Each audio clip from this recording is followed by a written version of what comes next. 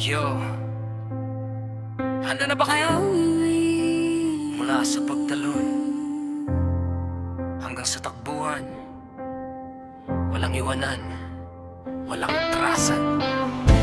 Ito ang Tropang Parkourista!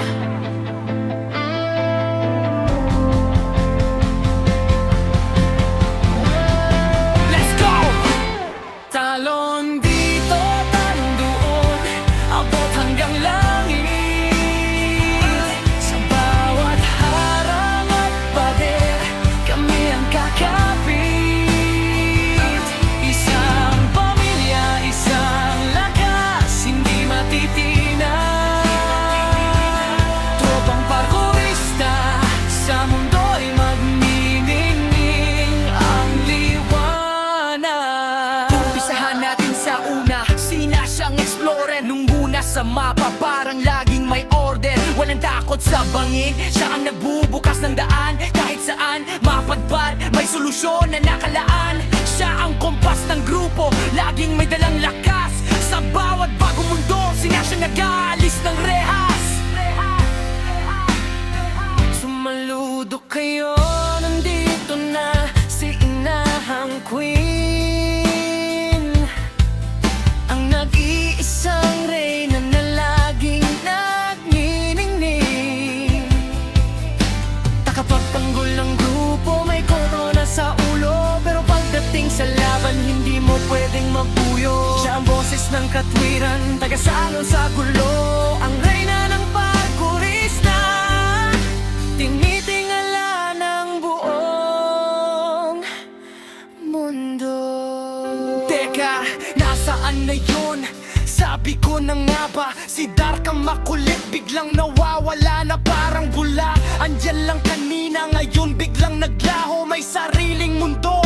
Mahilig magtago, pero kapag kailangan ng backup sa gitna ng laro, biglang susulpot sa likod mo, sabay sabing, andito po si Anang asawa ni Isabel, ang The Flash kung tawagin. Sa sobrang bilis tumakbo, parang hinahabol ng hangin.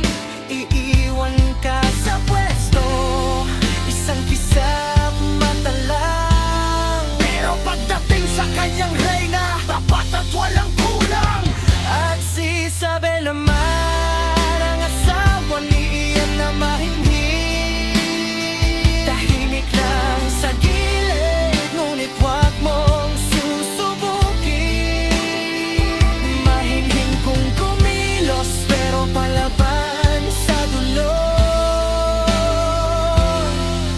Ang sandigan ni The Flash, ang nagpapakalma sa gulo. Kahit magkaiba ang trip, kahit may nawawala, kahit may mabilis tumakbo at may nagmamasid na reyna. Sa bawat pagtalon, sa matataas na gusali, ang tropang parkourista hindi basta-basta mababalik.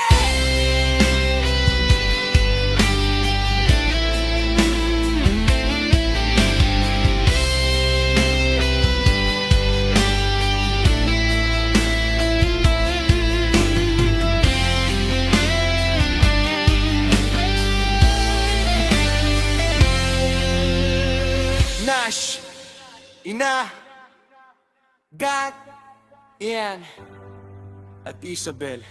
Ang tabang walang katulad.